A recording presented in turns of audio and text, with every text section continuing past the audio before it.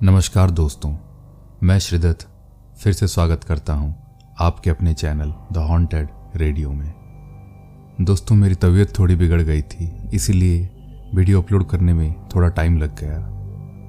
तो चलिए बिना देरी किए बढ़ते हैं आज की कहानी की ओर।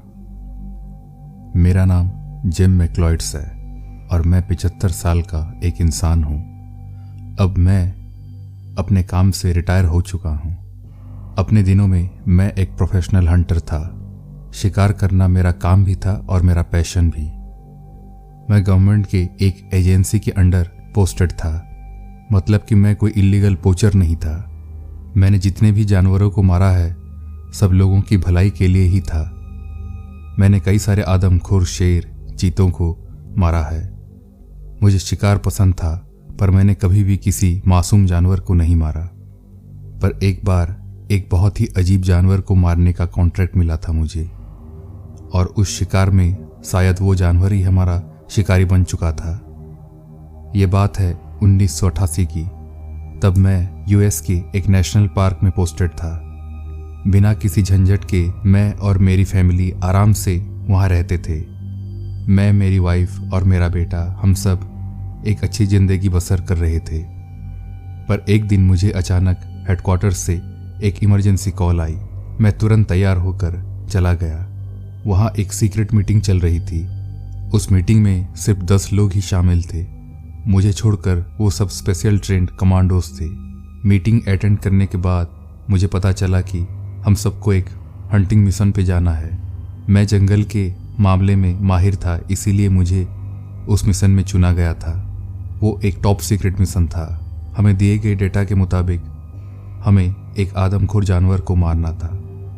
उस जानवर ने 1 महीने में लगभग 25 इंसानों को मार डाला था। ये आंकड़ा देखकर मुझे लगा कि ये शायद 2-3 शेरों का ही काम होगा। पर रिसर्च रिपोर्ट देखकर मैं बिल्कुल चौंक गया। जिस जंगल में वो जानवर था वहाँ कोई शेर या चीता या फिर लकड़बग्घा तक नहीं था। मैंने कहा, ये नामुमकिन है। शेर, बाघ के अलावा और कोई जानवर इतना शिकार नहीं कर सकता। पर वो डेटा गवर्नमेंट रिपोर्ट्स थे, मतलब वो गलत नहीं हो सकते थे। मेरा दिमाग सन पड़ गया। फिर उस मिशन के चीफ ने कहा, यह कोई आम जानवर नहीं है। फिर उन्होंने मुझे एक वीडियो क्लिप दिखाई। उस वीडियो क्लिप में अंधेरे में ज़्यादा कुछ तो नहीं दिख रहा था, पर मुझे इतना दिखा, वो जो कुछ भी था बहुत ही ज़्यादा बड़ा था और उसके सर पर छोटे छोटे 2 सींग भी थे। ये देखकर मैंने पूछा, आखिर क्या है ये? पर किसी के पास कोई जवाब नहीं था।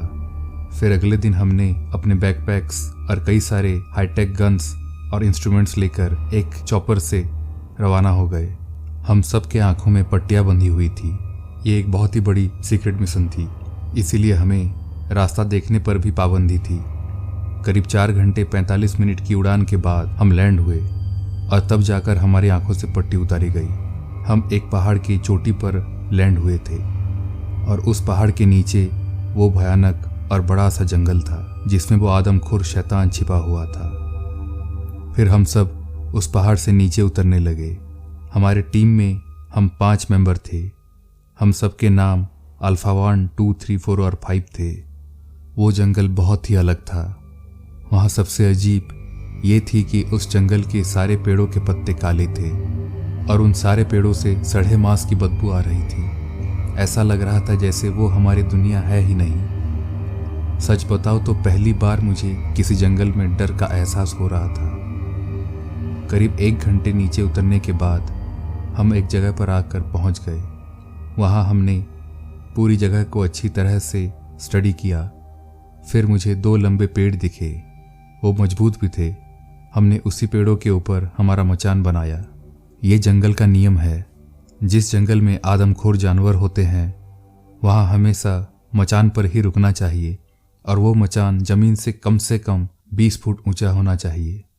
फिर हमने आसपास के पेड़ों पर कैमरे लगाए उस जानवर को नज़र रखने के लिए। फिर हमने ज़मीन पर एक जगह पर बड़ा सा गड्ढा बनाया और ऊपर पत्ते बिछा दिए।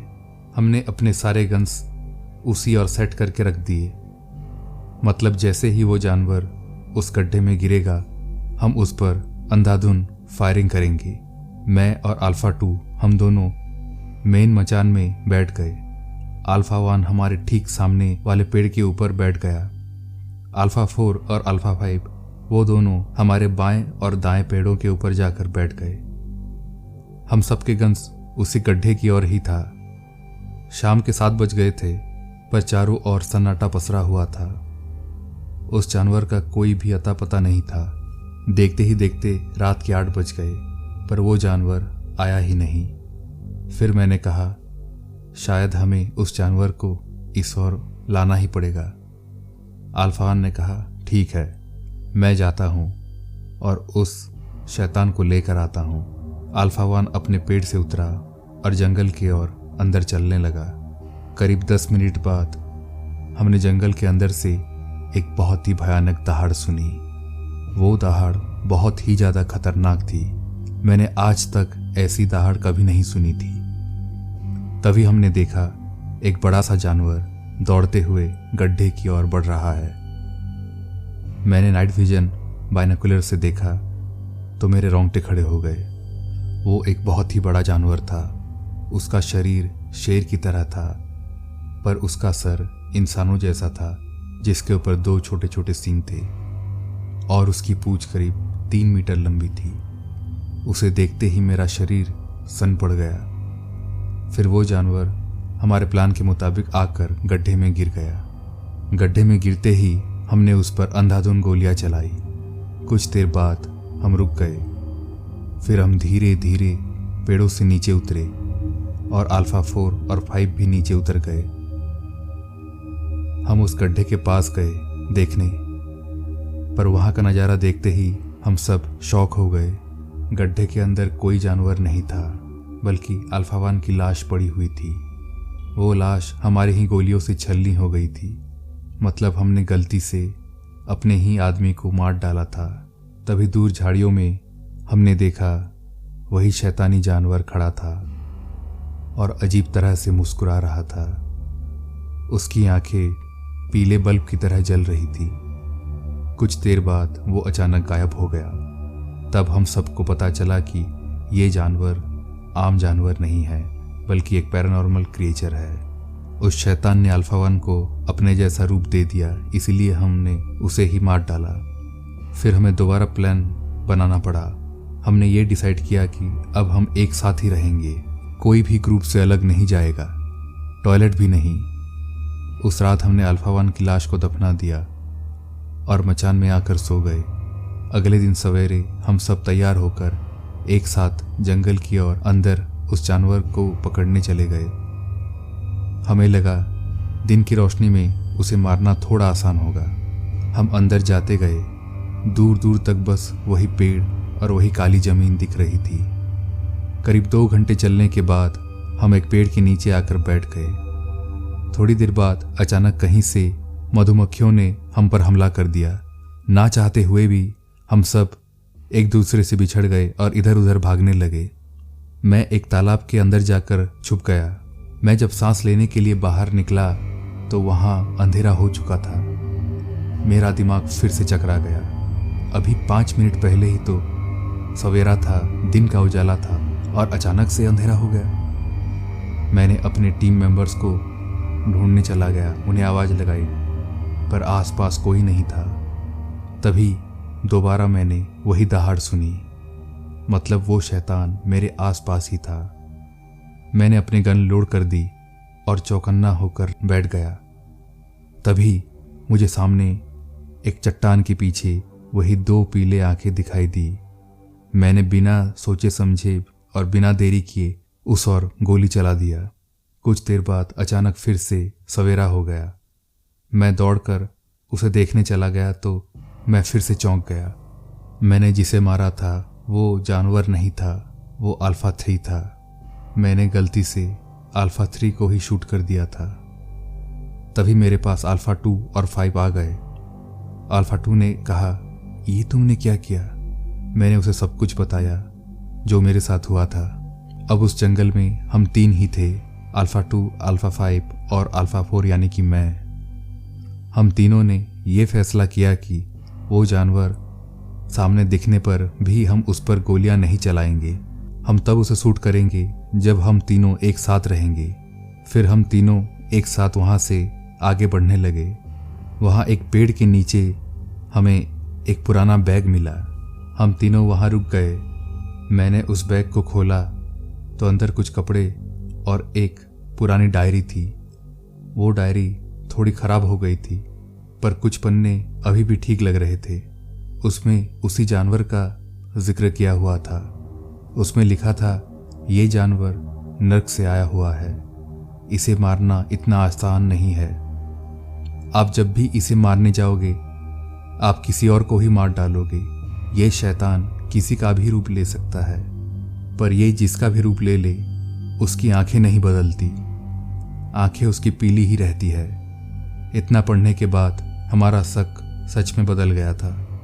हम तीनों ने एक दूसरे के आंखों में देखा। सबके आंखें नॉर्मल थी, किसी की भी आंखें पीली नहीं थी। उस डायरी को लेकर हम दोबारा आगे बढ़ने लगे। कुछ दूर जाने के बाद हमें सामने एक काला खरगोश दिखा। हमने पहली बार इस जंगल में किसी साधारण जानवर को देखा था, पर तभी मेरी नज़र उसकी आंखों पर गई। उसकी आंखें पीले रंग की थी।